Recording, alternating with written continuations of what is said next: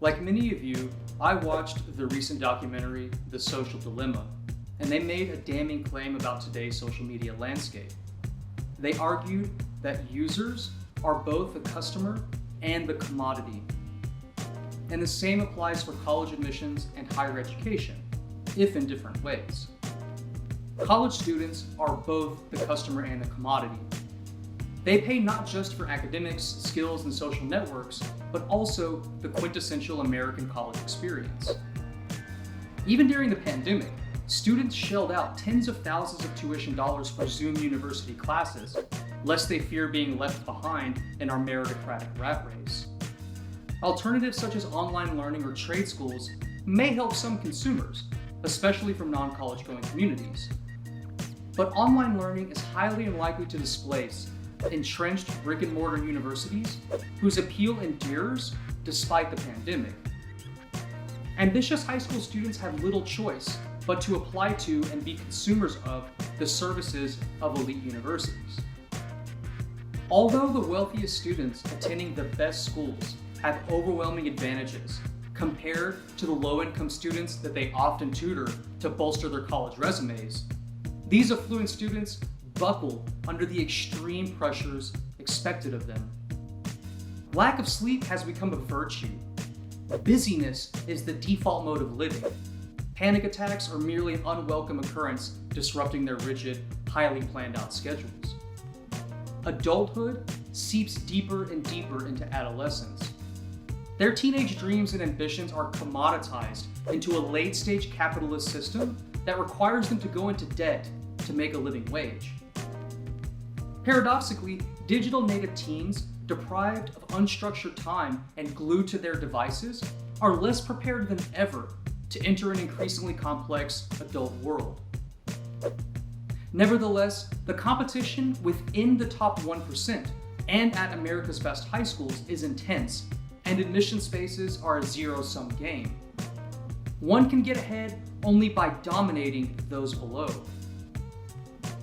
Poor students don't have a spot at the admissions dinner table, whereas rich kids take most of the seats and then politely fight over the food. Middle-class students have to scramble for the crumbs. Elite universities are composed mainly of the winners from the cutthroat admissions competition within affluent communities. Higher education economics demands that an ever-increasing supply of full tuition-paying students receive their degrees in order to make spaces for the next cohort. But because wealth concentrates in fewer numbers of families than in previous generations, affluent students are highly sought-after commodities. They're the ones that subsidize need-based financial aid schemes for the few low-income students on elite college campuses. A shrinking middle class pressures universities to recruit and graduate a dwindling supply of full tuition students.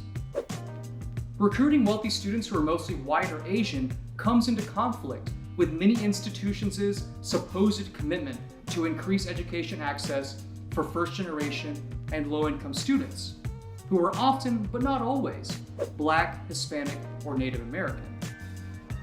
Universities love to promote their diversity numbers, who are the most sought-after commodities in the college recruitment battle.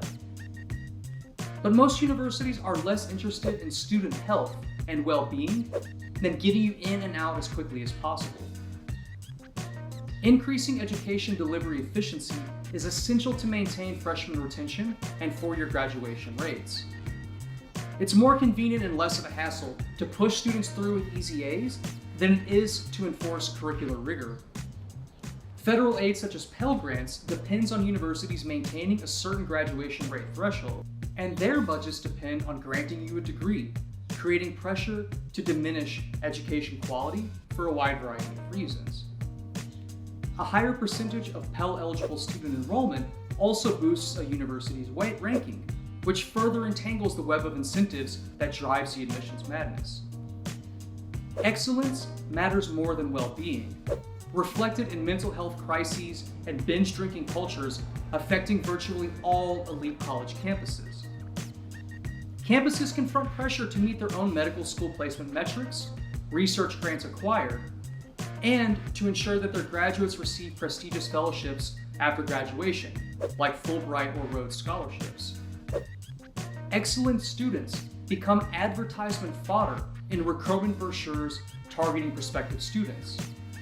Universities commoditize student experiences, and thus the recruitment to graduation pipeline continues indefinitely.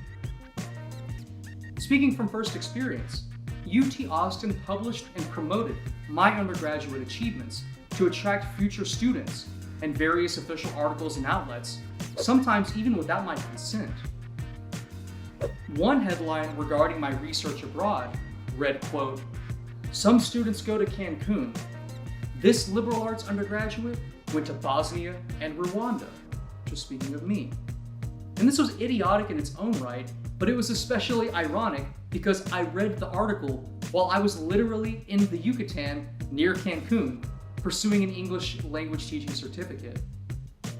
My varied scholarships and accolades received at UT Austin came at the subtle cost of being a commodity in UT Austin's recruitment and branding.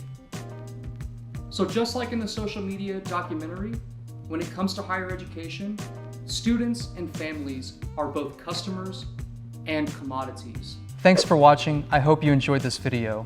Don't forget to like and subscribe. You can find my email in the information section of this video, so feel free to reach out if you're interested in working together.